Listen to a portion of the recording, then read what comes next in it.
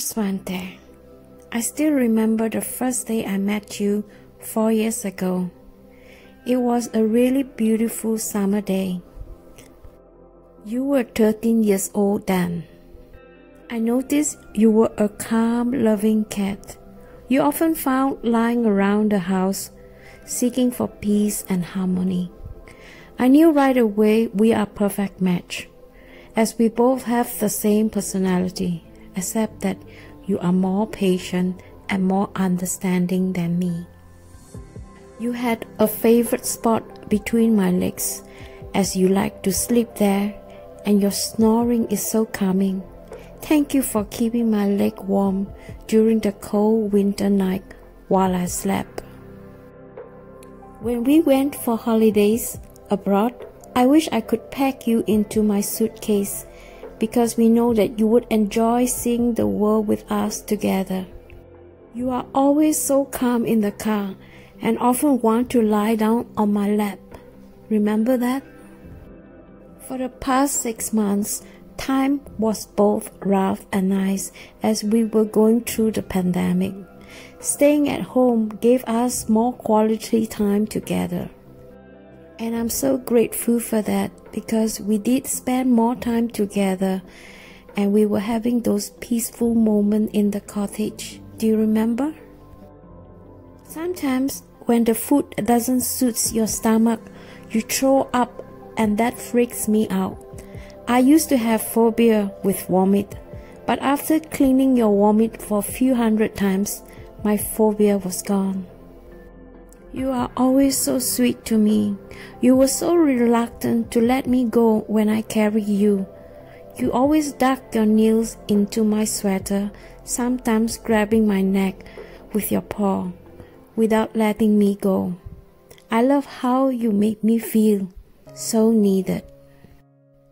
I would always remember those hugs, and I wish those moments never stops. And sadly, towards mid of October, you wasn't eating much, as you were sleeping all day and wasn't getting active. At 17 years of human age, I knew your time is near, but we wasn't ready to give you up just yet. LG wanted to bring you to the vet, but I stopped him because I knew if we were to go there, the doctor would put you down on the same day, and that will kill me. As you didn't show any sign of pain, I thought we could hold on to you for another day, and then another day. I didn't realize I was so selfish. I knew that you were dying, and there's nothing we could do about it. I felt so depressed, helpless, scared, and terrified. And finally, after 3 days of serious considering, we decided to book an appointment with the vet. We got an appointment on Tuesday morning at 10:30, but you never made it. And on Tuesday morning, 3 a.m., LG woke me up and told me that Swante was dying. So we put him on our bed, wrapped him with towels so that his tired, cold body does not freeze. For the whole time, we felt so heartbroken. LG was stroking his head while I kissed him on his forehead, patting him slowly, watching his life drifting out. We felt his tiny little breath and tired little body slowly shutting down.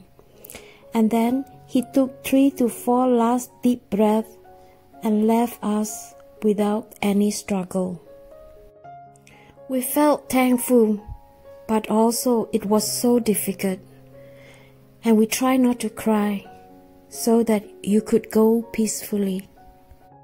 When I got back to my bed, hell let loose.